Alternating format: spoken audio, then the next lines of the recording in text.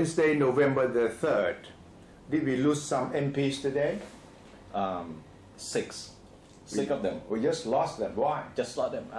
They were disqualified because the court ruled them guilty of holding shares.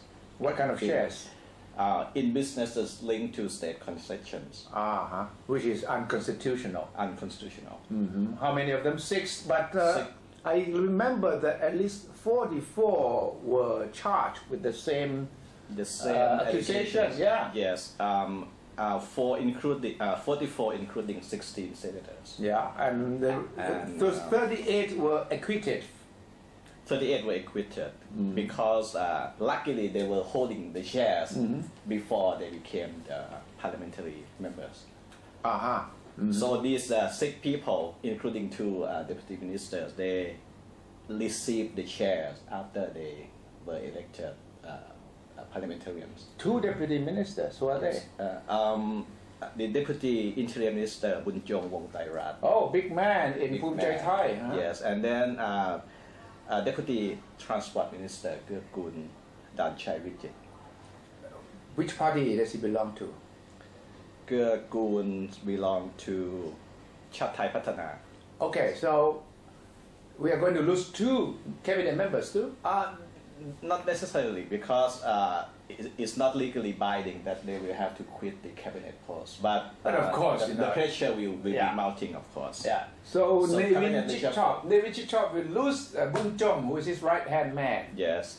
Bunjong will lose his portfolio as deputy interior minister. That means there will be someone who replaces him coming from Suthichai. Yes. It will be some headache for the Prime Minister himself. There will be by-elections. By-election in 4 provinces. Can Bunjong run? Technically, he can. They were disqualified, and then they can seek the re-election. Of course. Yeah. Yes. So he's going to run? We still don't know yet. It would be very funny. But it will be really funny. Yeah, if he runs and he gets re-elected and he comes back as an MP. But technically or constitutionally, I think he can run because he has been disqualified for wrongdoing that is now past. Yes, and you know what? Even politically, it's also possible because the sentence today is spreading out to all parties. The Suthichai, 1 Democrat Party, 2 Pheu Pandin MPs, 1 Suthichai. It looks quite fair, right? Quite fair, and then equally guilty.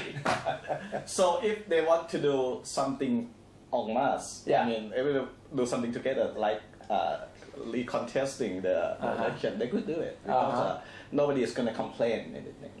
So is the Prime Minister going to reshuffle the cabinet, taking this opportunity to really do something to the cabinet? Yes. So there will be a big by-election, 6 by-elections. There will be a cabinet reshuffle. How does that affect the government stability? Not at all. Initially, we were afraid that if the court make a blanket ruling against the 44 people, that could have meant something. But to the one Pheu Thai party, and then it's spreading out, so it's quite no effect at all politically. But for these 6 MPs, they were holding shares in companies that had government concessions. Yes. But did they hold the shares before they became MPs, or even when they became MPs? After that, the 6 were found guilty because they got the shares after they became MPs. The other people who were acquitted today, they were holding the shares before they were elected. So the court was acquitted those people on ground of honest mistake, and most of them, all of them, actually sold their shares after the scandal broke.